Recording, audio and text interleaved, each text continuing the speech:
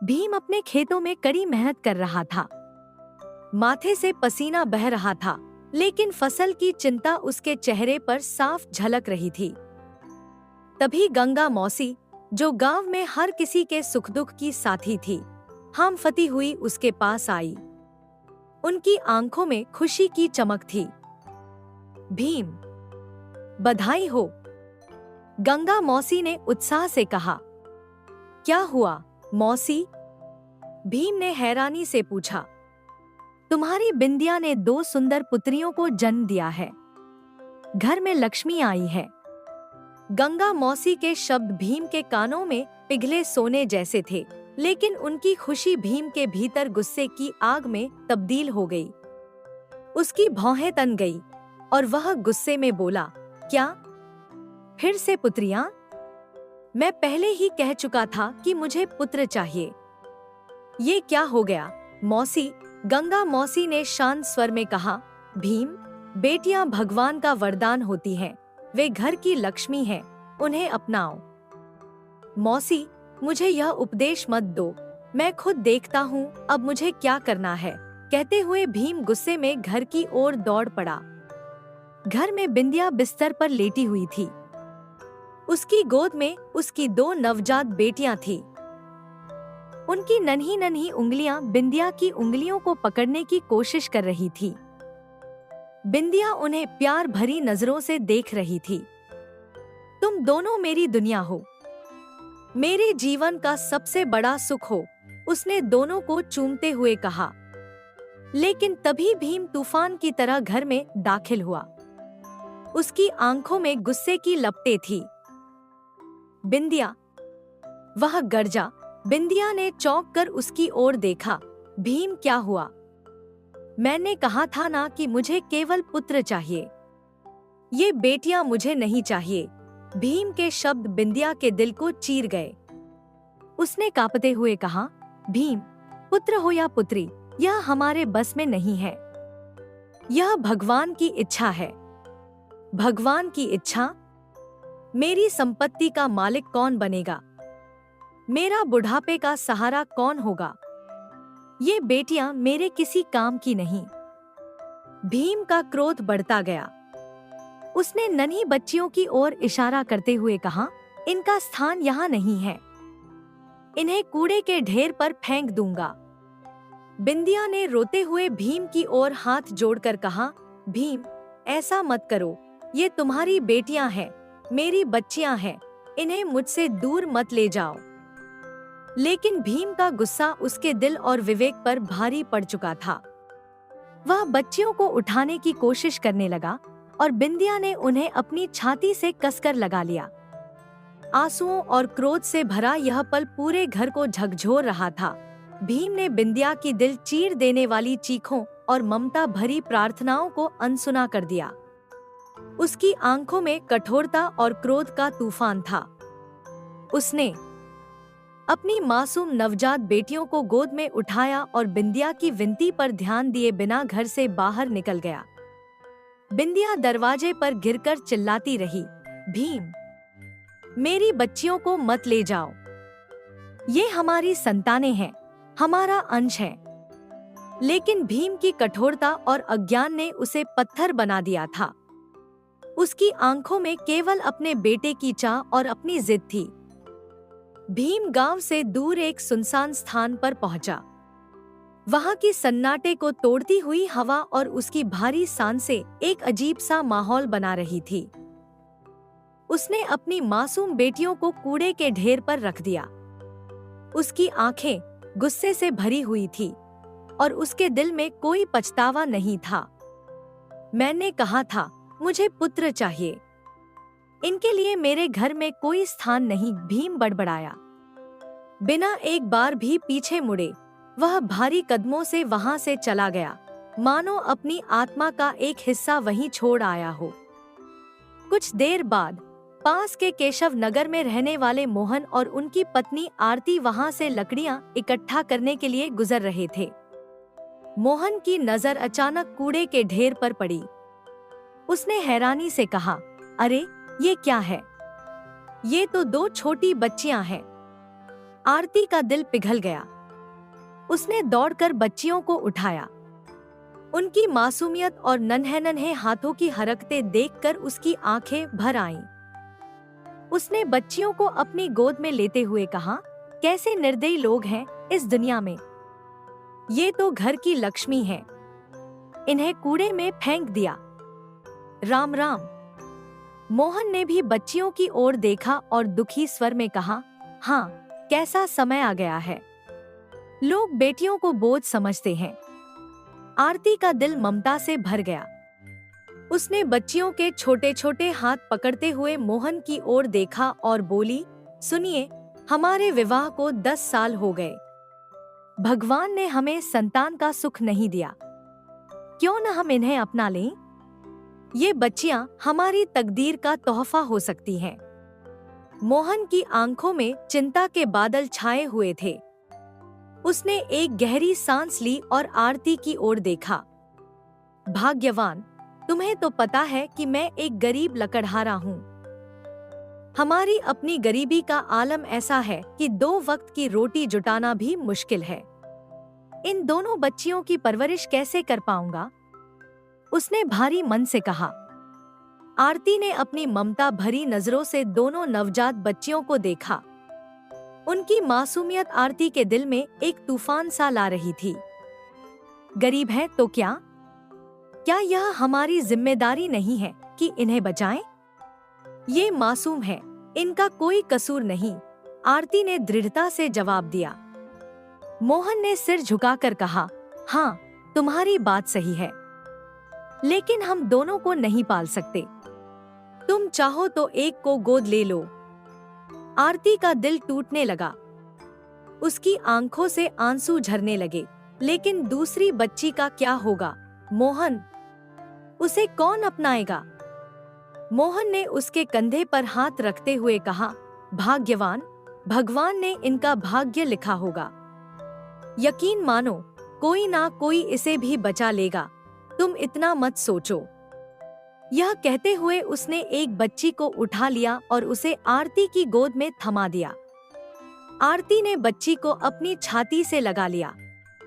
उसकी ममता उमड़ पड़ी और उसने ठान लिया, हाँ, आज से यह मेरी बेटी होगी। इसका नाम राधा रखेंगे। मोहन ने सहमति में सिर हिलाया और बच्ची को लेकर घर की ओर चल पड़े। कुछ समय बाद उसी स्थान से केशव नगर के प्रतिष्ठित जमींदार और उनकी पत्नी अर्चना गुजरे। उनकी भव्य बग्घी दूर से ही अपनी शान शौकत का एहसास करा रही थी।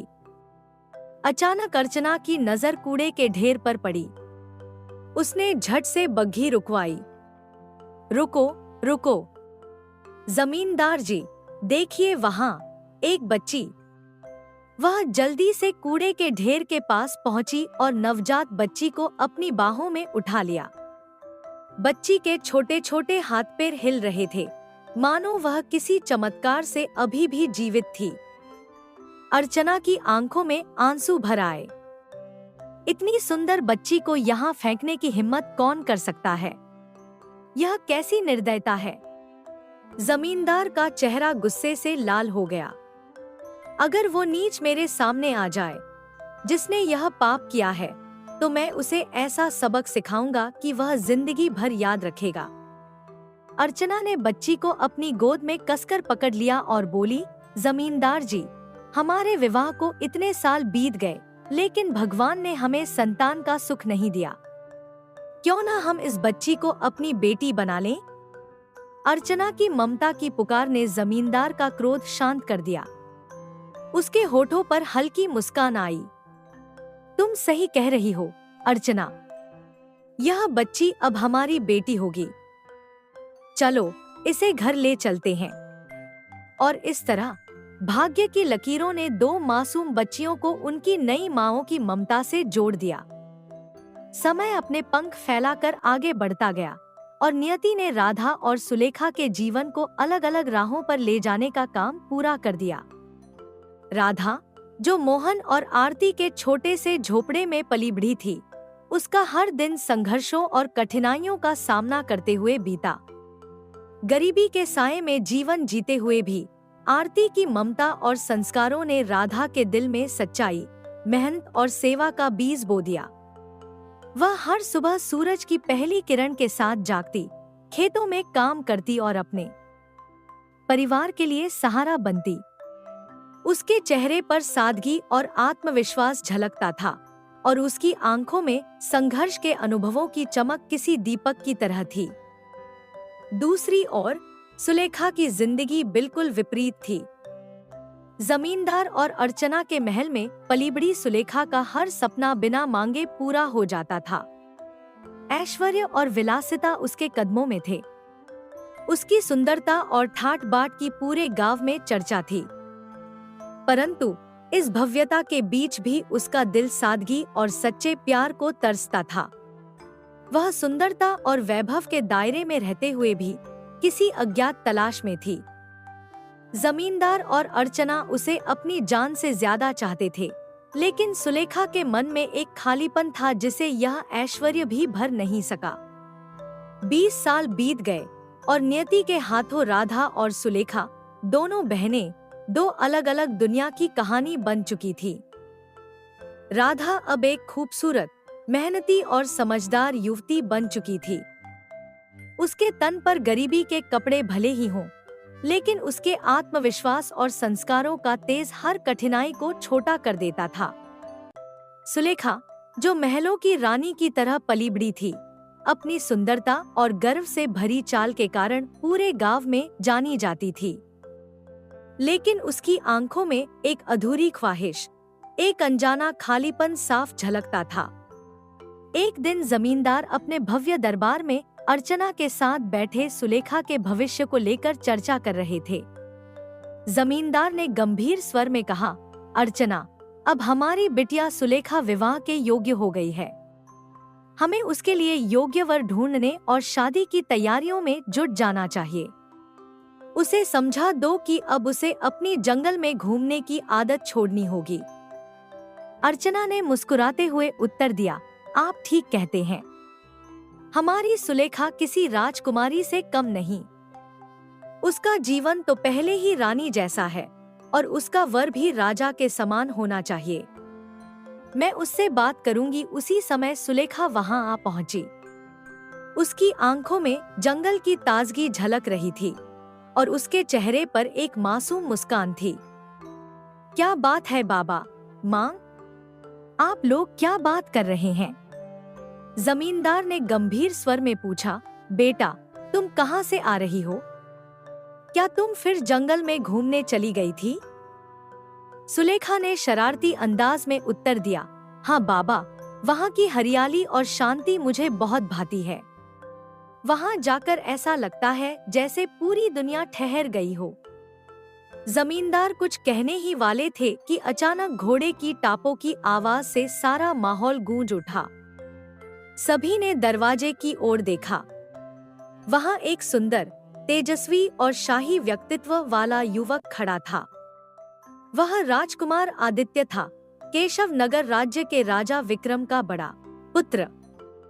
राजकुमार ने आदरपूर्वक कहा, जमींदार साहब, प्रणाम। मैं राजकुमार आदित्य हूँ। कुछ दिनों से मैं आपकी पुत्री सुलेखा को देख रहा हूँ। उसकी सादगी, सुंदरता और शालीनता ने मेरा दिल जीत लिया है। मैं चाहता हूँ कि वह मेरी पत्नी बने। राजकुमार की बात सुनते ही जमींदार और अर्चना के चेहरे पर गर्व और प्रसन्नता की लहर दौड़ गई। जमींदार ने भावुक होकर उत्तर दिया, राजकुमार, इससे बड़ा सौभाग्य हमारे लिए और क्या हो सकता है कि हमारी बेटी राजमहल की रानी बने। मैं इस प्रस्ताव को सहर्ष स्वीकार करता हूँ। कुछ ही दिनों में राजकुमार आदित्य और सुलेखा का विवाह बड़ी धूमधाम और शाही रीति रिवाजों से संपन्न हुआ। पूरे नगर में इस विवाह की चर्चा थी। जमींदार और अर्चना के लिए यह गर्व और सम्मान का पल था। सुलेखा, जो कभी कूड़े के ढेर में पड़ी हुई थी, अब राजमहल की रानी बन चुकी थी। उसके जीवन में ऐश्वर्य और वैभव का ऐसा दौर आया कि उसने अपने पुराने जीवन और संघर्षों को भूल ही गई। राजकुमार आदित्य की पत्नी बनने के बाद सुलेखा का व्यवहार बदल गया। सादगी और मासूमियत की मूरत कही जाने वाली सुलेखा अब अहंकार और घमंड से भर गई। उसके हर आदेश को अब कानून माना जाने लगा। वह रानी तो बन चुकी थी, परंतु उसका यह बदला हुआ रूप उसे कभी-कभी उसकी सच्ची पहचान से दूर कर देता था। महल में चारों ओर ऐश्वर्य और वैभव की छटा फैली हुई थी, लेकिन सुलेखा के दिल को अभी भी संतोष नहीं था। उसके मन में अपने राजसी जीवन को और भव्य बनाने की चाह उठने लगी थी। एक दिन वह अपने आलीशान कक्ष में सोने और चांदी से जड़े झूले पर बैठी थी। उसके चेहरे पर राजसी गर्व और आंखों में एक अदृश्य अधूरी चाहत की चमक थी। तभी राजकुमार आदित्य धीरे से कमरे में दाखिल हुआ। सुलेखा, तुम हर दिन और भी सुंदर लगती हो, आदित्य ने मुस्कुराते हुए कहा। धन्यवाद आदित्य, सुलेखा ने एक मखमली मुस्कान के साथ जवाब दिया। लेकिन मुझे तुमसे एक बात कहनी है। क्या बात है सुलेखा? बोलो, आदित्य ने उत्सुकता से पूछा। सुलेखा की आंखें चमक उठीं। मुझे एक दासी की आवश्यकता है, लेकिन कोई साधारण दासी नहीं। मुझे अपनी ही उम्र की एक सुंदर और सजीव दासी चाहिए, ऐसी जो सिर्फ मेरी सेवा करे और मेरी हर बात बिना किसी सवाल के माने। आदित्य ने थोड़ा गंभीर होकर जवाब दिया, लेकिन सुलेखा, महल में पहले से ही बहुत सी दासियां हैं और यह उचित नहीं लगता। हमें सबका सम्मान करना चाहिए। सुलेखा ने आदित्य की बातों को अनसुना करते हुए अपनी मांग पर जोर दिया। तुम तो हमेशा सही और गलत की बात करते हो, लेकिन इस बार मुझे जो चाहिए वह मुझे मिलेगा। आदित्य ने कोई जवाब नहीं दिया, लेकिन उसके चेहरे पर चिंता और असमंजस साफ झलक रहा था।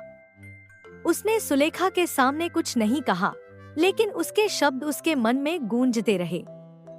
अगले दिन राजकुमार आदित्य मंत्री के कक्ष में गया। मंत्री, जो एक वृद्ध और बुद्धिमान व्यक्ति था, उसे देखते ही खड़ा हो गया। राजकुमार, आज इतनी सुबह कैसे पधारे? मंत्री जी, सुलेखा को एक दासी चाहिए, लेकिन उसकी शर्तें बहुत अलग हैं। उसे एक ऐसी दासी चाहिए जो उसकी उम्र की हो, सुंदर हो और उसकी हर बात माने।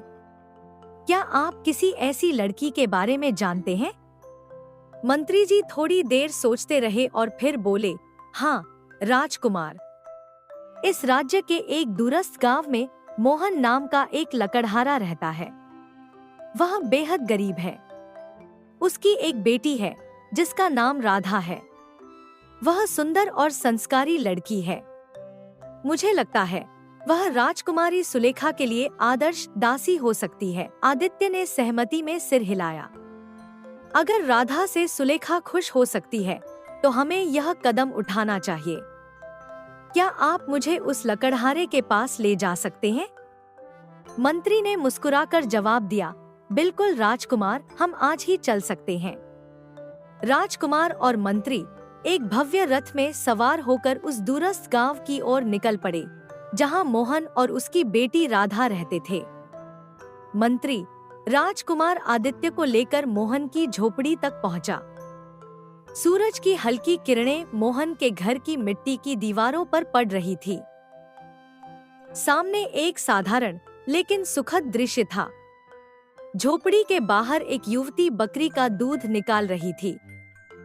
उसकी सादगी और प्राकृतिक सुंदरता देखते ही मन मोह ले रही थी।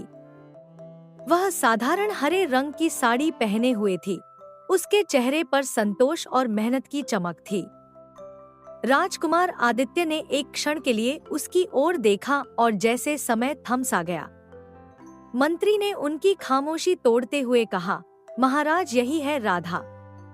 राजकुमार ने धीरे से कहा, यह लड़की तो बहुत ही सुंदर और सच्चाई से भरी हुई लगती है। फिर मोहन की ओर मुड़ते हुए बोले, मोहन, हमें महल में राजकुमारी सुलेखा की सेवा के लिए एक दासी की आवश्यकता है। क्या तुम अपनी बेटी राधा को हमारी सेवा में भेजोगे? मोहन असमंजस में पड़ गया। उसकी बेटी उसके लिए जीवन का सहारा थी। वह सोच में डूबा हुआ बोला, महाराज, राधा हमारी जिंदगी है। उसे किसी और की दासी बनाकर भेजना हमारे लिए आसान नहीं है। लेकिन राधा ने अपने पिता की मुश्किल समझी।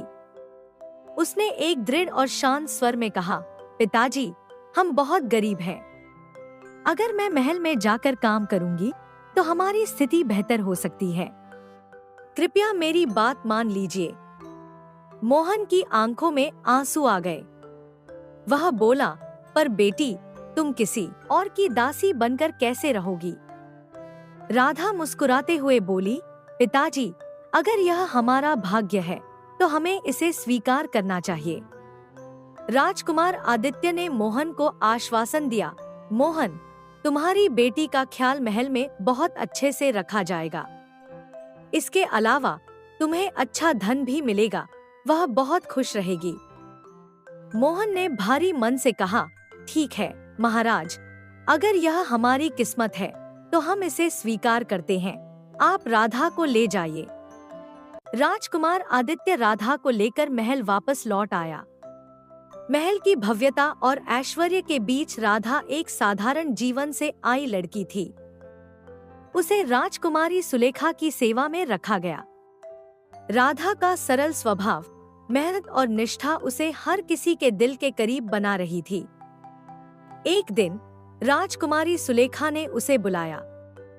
सुलेखा ने अपनी रेशमी पोशाक पहने हुए और गहनों से सजी हुई राधा की ओर देखते हुए कहा, राधा, तुम मेरी हर बात बिना सवाल किए मानोगी, है ना?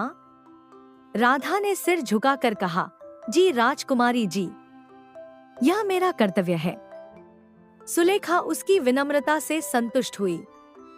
हालांकि राधा के मन में महल की चकाचौंध और ऐश्वर्य को देखकर कई सवाल उठते थे, लेकिन उसने अपनी किस्मत को स्वीकार कर लिया और अपना काम ईमानदारी से करती रही। एक दिन राजकुमारी सुलेखा महल के सुंदर बगीचे में अपनी आरामदायक कुर्सी पर बैठी थी। चारों ओर रंग-बिरंगे फूलों की महक बिखरी हुई थी और ठंडी हवाएं उसके चेहरे को छू रही थी। लेकिन सुलेखा के चेहरे पर सुकून का नामो निशान तक नहीं था। तभी राजकुमार आदित्य वहां आ पहुंचा। उसके चेहरे पर हल्की मुस्कान थी और उसकी आवाज में एक अलग ही मिठास थी। सुलेखा, आदित्य ने कहा, क्या तुमने कभी गौर किया है कि राधा कितनी सादगी और सुंदरता का प्रतीक है? उसकी विनम्रता और मधुरता वास्तव में मन को छू जाती है। मैं सोचता हूँ, अगर तुम उससे कुछ सीख सको तो तुम्हारा व्यक्तित्व और भी निखर जाएगा। सुलेखा ने यह सुनते ही तीखी नजरों से आदित्य की ओर देखा।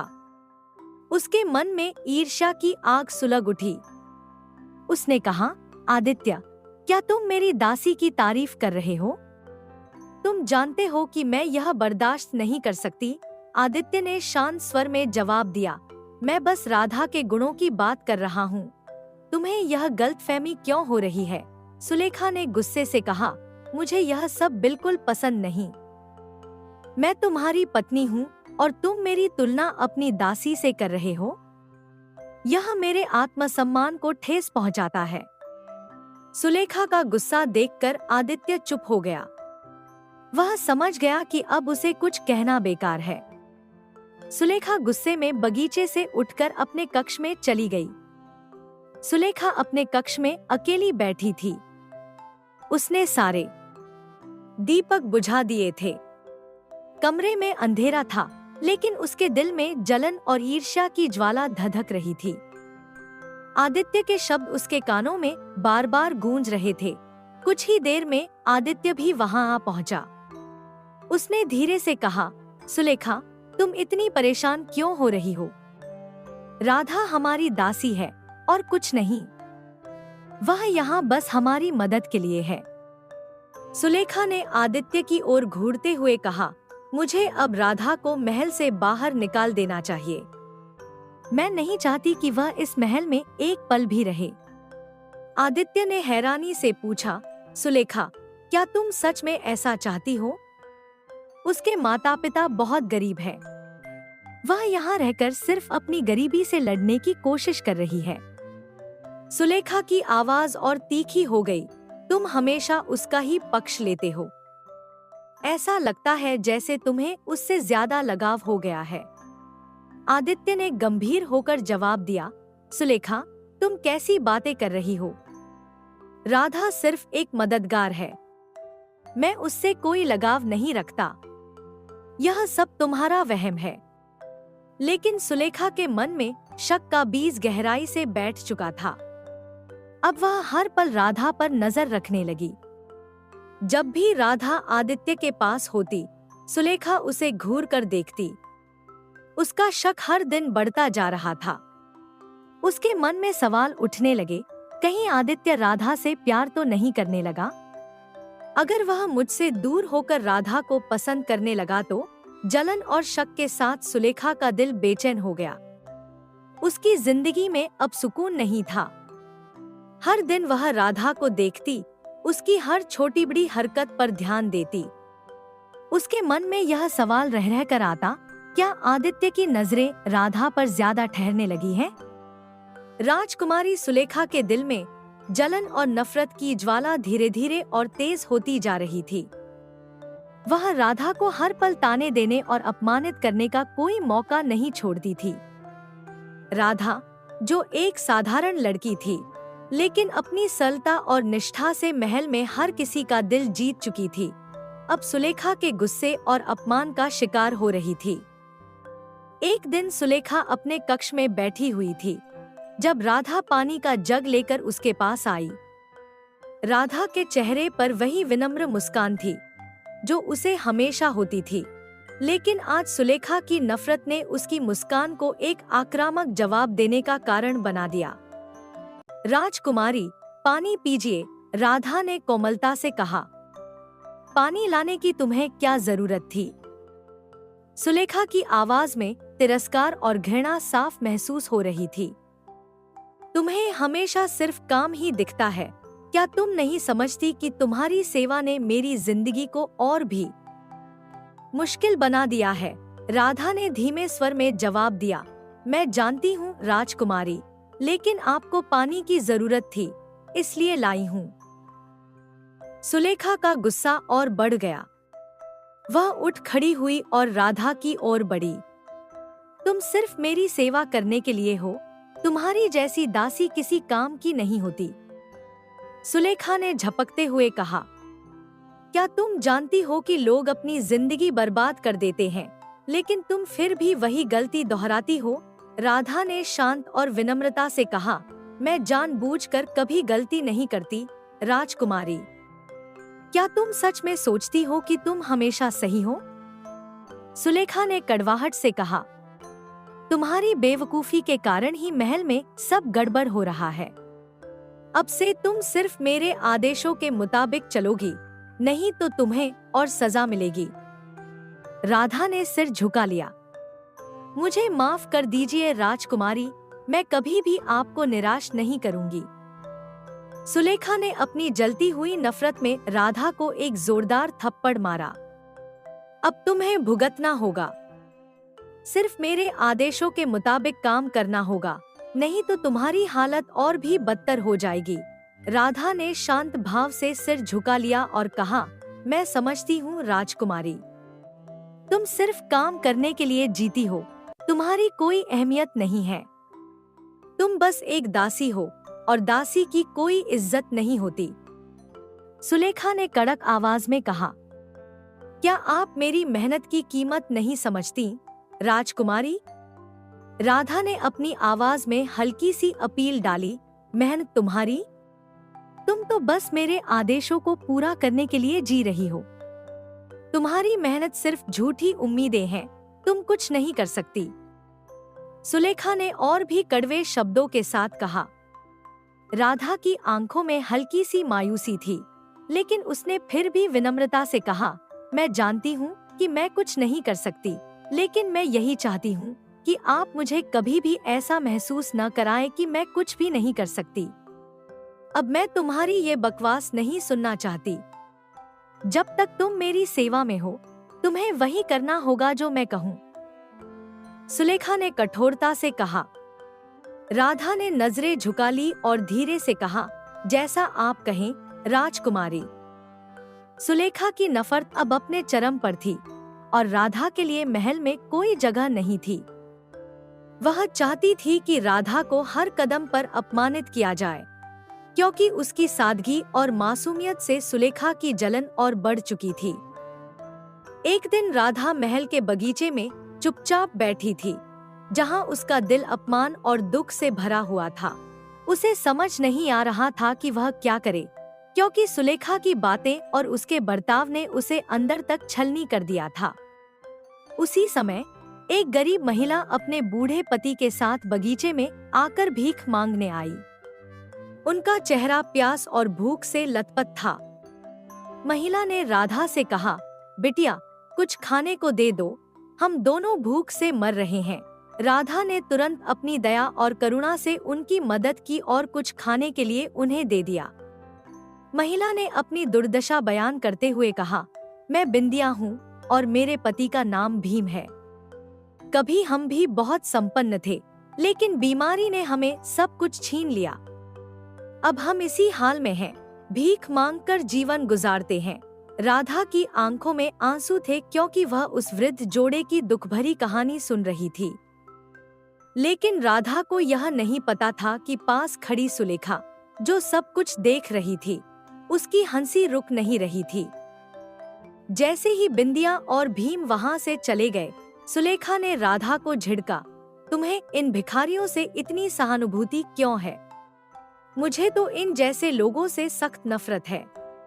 अगली बार अगर वे यहाँ आए तो मैं इन्हें और देखना नहीं चाहूंगी। राधा चुपचाप खड़ी रही, क्योंकि उसे यह समझ में आ गया था कि इस महल में उसे जितनी भी तिरस्कार और नफरत मिले, वह उसे अपने दिल में गहरे तक समेट कर रखेगी। कुछ दिन बाद बिंदिया फिर से महल आई। उसकी आंखों में कुछ अलग ही चमक थी। राधा से उसने कहा, बिटिया, मुझे तुम में मेरी खोई हुई बेटियों की झलक नजर आती है। जब भी तुम्हें देखती हूँ, मुझे अपनी बेटियों का ख्याल आता है। लगता है कि हम दोनों के बीच एक पुराना अटूट रिश्ता है। तुम अगर चाहो तो मुझे और मेरे पति को अपने घर बुला सकती हो। मुझे तुमसे और तुम्हारे पति से मिलकर खुशी होगी। राधा को बिंदिया की बातें बहुत गहरी लगी। उसने कहा, मैं कल अपने पति को लेकर आऊंगी। अगले दिन राधा महल के ऊपरी कक्ष की सफाई कर रही थी, जब सुलेखा वहां आई। उसका दिल जलन और घृणा से भरा हुआ था। उसे यह सोचकर गुस्सा आ रहा था कि आदित्य अब राधा से प्रभावित हो सकता है। यह विचार उसके मन में घर कर चुका था कि राधा को हर हाल में महल से बाहर किया जाना चाहिए। जलते हुए गुस्से में सुलेखा ने कुछ सोचे बिना राधा को महल की ऊपरी छत से धक्का दे दिया। राधा नीचे गिर पड़ी और उसी पल उसकी जीवन की यात्रा समाप्त हो गई। उसका शरीर जमीन से टकराया और वह चुपचाप अपनी सांसों को छोड़ गई। उसी समय राधा के माता-पिता मोहन और आरती महल में आए तो उन्होंने अपनी बेटी का शव देखा और उसके पास जाकर फूट फूट कर रोने लगे। मोहन की आवाज में एक गहरी पीड़ा थी, मानो पूरी दुनिया उनके सिर पर टूट पड़ी हो। राधा, मेरी बेटी, ये किसने किया? उनका दिल घुट रहा था और आंखों से आंसू बह रहे थे। तभी बिंदिया अपने पति भीम के साथ महल में आई। राधा को मरा हुआ देखकर बिंदिया भी नहीं संभल पाई। उसकी आंखों से आंसू थमने का नाम नहीं ले रहे थे। वह कांपते हुए बोली, मुझे हमेशा लगता था कि इसमें मेरी खोई हुई बेटी की झलक है, लेकिन आज उसे खो दिया। बरसों पहले मेरे पति ने हमारे दोनों बेटों को कूड़े में फेंक दिया था। यह सुनकर मोहन और आरती का चेहरा सफेद पड़ गया और उनके अंदर एक गहरी चुप्पी सी आ गई। मोहन ने बिंदिया से कहा, तुमने क्या कहा? बरसों पहले कूड़े के ढेर में 2 बच्चियां मिली थी। उनमें से एक को मैंने गोद लिया था, वो राधा थी। यह सुनकर बिंदिया के दिल में झंझावात मच गया। वह विश्वास नहीं कर पा रही थी कि राधा वही बच्ची थी जिसे उसने कभी अपनी बेटी समझा था। तभी जमींदार और अर्चना भी महल में आए थे और उनकी बातों को सुनते हुए वे चौंक गए। जमींदार ने कहा, हमने भी बरसों पहले कूड़े के ढेर से एक बच्ची को उठाया था और उसका नाम सुलेखा रखा था। सुलेखा, जो छत पर खड़ी यह सब सुन रही थी, अब खुद को रोक नहीं पाई। उसकी आंखों से आंसू झरने लगे और वह बेसुध होकर उन सब के सामने हाथ जोड़ते हुए बोली, मैंने अपनी सगी बहन राधा को मार दिया। मुझे माफ कर दो, मुझे माफ कर दो। उसका दिल दहला हुआ था और वह खुद को इस दर्दनाक सच्चाई से बाहर निकाल नहीं पा रही थी। वहीं भीम, जो पास खड़ा यह सब देख रहा था, अपने फैसले पर पछताने लगा। उसकी आंखों में पछतावे और शर्मिंदगी के आंसू थे। वह बार बार सोच रहा था, यह सब मेरी गलती है। अगर मैंने अपनी बेटियों को ना फेंका होता तो आज ये दिन नहीं देखना पड़ता। मुझे जीवन भर अपने पाप का पछतावा रहेगा। उसी समय राजकुमार आदित्य महल में आया और उसने यह दृश्य देखा। उसकी आंखों में आश्चर्य और आघात के भाव थे। वह घबराया हुआ था क्योंकि उसे इस दुखद घटनाक्रम के बारे में पूरी जानकारी नहीं थी। उसका दिल भी दुख से भर गया था क्योंकि उसे समझ में आ गया था कि इस छोटी सी गलती ने एक पूरा परिवार तोड़ डाला था। सुलेखा, जो अब पूरी तरह से टूट चुकी थी, राजकुमार आदित्य के पास जाकर अपनी गलती का अफसोस जताने लगी। उसकी आंखों में आंसू थे और दिल में एक अज्ञात भय और अपराध बोध का सागर समाया हुआ था। उसने आदित्य से कहा, मुझे माफ कर दो, मुझे नहीं पता था कि राधा मेरी सगी बहन है। उसके शब्दों में एक दर्द था जिसे वह खुद भी महसूस कर रही थी, लेकिन इस दर्द को किसी के सामने जाहिर करना अब उसके लिए बहुत मुश्किल हो गया था। राजकुमार आदित्य, जो इस समय सुलेखा के सामने खड़ा था, का चेहरा एक अजीब से गुस्से और शोक से भरा हुआ था। उसने गहरी नजरें भीम की तरफ डालते हुए कहा, देखो भीम, बेटा हो या बेटी, सब भगवान की देन होते हैं। तुमने अपनी बेटियों को कूड़े में फेंक दिया। तुम्हें अपनी ही संतानों से इतनी बेरुखी की उम्मीद नहीं थी। क्या कभी तुम्हें इस पर लज्जा नहीं आई? आदित्य का स्वर क्रोध से भरा हुआ था। भीम, जो पहले से ही अपनी गलती का पछतावा कर रहा था, अब पूरी तरह से टूट चुका था। उसने सिर झुका लिया और गहरी सांस भरते हुए कहा, महाराज, मैंने बहुत बड़ी भूल की है। गुस्से में आकर मैंने अपनी बेटियों को कूड़े के ढेर में फेंक दिया। लेकिन जब मुझे अपनी गलती का एहसास हुआ तो मैं उन्हें ढूंढने निकला, लेकिन वह कहीं नहीं मिली। और अब भगवान ने मुझे यह सजा दी है कि मैं अपनी एक बेटी को सामने मृत देखूं और दूसरी को इस रूप में देखूं। आदित्य ने उसकी बातों को सुना और गहरी नजरें उसके चेहरे पर डाली। फिर उसने कहा, तुमने जो किया है उसकी सजा तुम पाओगे। भगवान ने तुम्हारे लिए यही सजा तय की है और अब तुम्हारे पास जीवन भर पछताने के अलावा और कोई रास्ता नहीं है। फिर उसकी नजर सुलेखा पर पड़ी और उसने कड़े शब्दों में कहा, सुलेखा, तुम्हारे आंसू दिखाते हैं कि अब तुम्हें एहसास हुआ है कि राधा तुम्हारी बहन थी। लेकिन अगर वह तुम्हारी बहन नहीं होती तो क्या तुम उसे मारने में इतना आसान महसूस करती? तुम्हारी तरह की पत्नी की मेरे जीवन में कोई जगह नहीं है। तुम यहाँ से तुरंत निकल जाओ। राजकुमार आदित्य के शब्द जैसे ही सुलेखा के कानों में पड़े, वह बुरी तरह कांपने लगी। उसके अंदर एक गहरी उदासी और अपराध का एहसास छा गया। उसे यह महसूस हुआ कि अब उसके पास पछतावे के अलावा कुछ नहीं बचा था। आदित्य की बातें उसके दिल में गहरे उतर गईं और उसने अपना सिर झुका लिया। फिर आदित्य महल के अंदर चला गया और सुलेखा शोक से भरी हुई बिना किसी दिशा के बाहर निकली। वहीं बिंदिया और भीम, जो अब अपनी गलती के लिए आत्मग्लानि से भरे हुए थे, ने मिलकर अपनी बेटी राधा का अंतिम संस्कार किया। यह दृश्य एक गहरी भावनात्मकता और शांतिपूर्ण विदाई का था। जिसमें अतीत की गलतियों और नासमझियों का बोझ था। जमींदार और अर्चना, जो कभी सुलेखा को अपना मानते थे, अब उसे अपने पास रखने से इनकार कर चुके थे। उन्होंने महसूस किया कि उन्होंने सुलेखा को गलत तरीके से पाला और बड़ा किया। अब उनका दिल इस बात से भर चुका था कि क्या उन्होंने सही किया था। सुलेखा, जो अब जंगलों की ओर चली गई, जीवन भर अपने किए पर पछताती रही। उसकी आत्मा को चैन नहीं मिला और वह बस अपनी गलती की सजा भोगते हुए जंगलों में अकेले चलती रही। भीम, मोहन और बिंदिया भी सारा जीवन यही सोचते रहे कि उनकी बेटी राधा को कभी सुख क्यों नहीं मिल पाया। क्या वे उसकी मदद कर सकते थे अगर वे समय पर अपनी गलती का एहसास कर पाते? यह पूरी कहानी न केवल गहरी संवेदनाओं से भरपूर है, बल्कि यह जीवन के एक कड़वे सत्य की ओर भी इशारा करती है। जीवन में किए गए गलत फैसले कभी कभी पूरी जिंदगी को बदल देते हैं और उनका पछतावा एक ऐसा दर्द बन जाता है जो इंसान के दिल में हमेशा के लिए गहरे बैठ जाता है। दोस्तों, अगर आपको वीडियो अच्छी लगी हो तो जाने से पहले प्लीज इस वीडियो को लाइक और चैनल को सब्सक्राइब करते हुए जाइए। और हाँ, कमेंट में लिखकर जरूर बताएं कि आपको वीडियो कैसी लगी। धन्यवाद।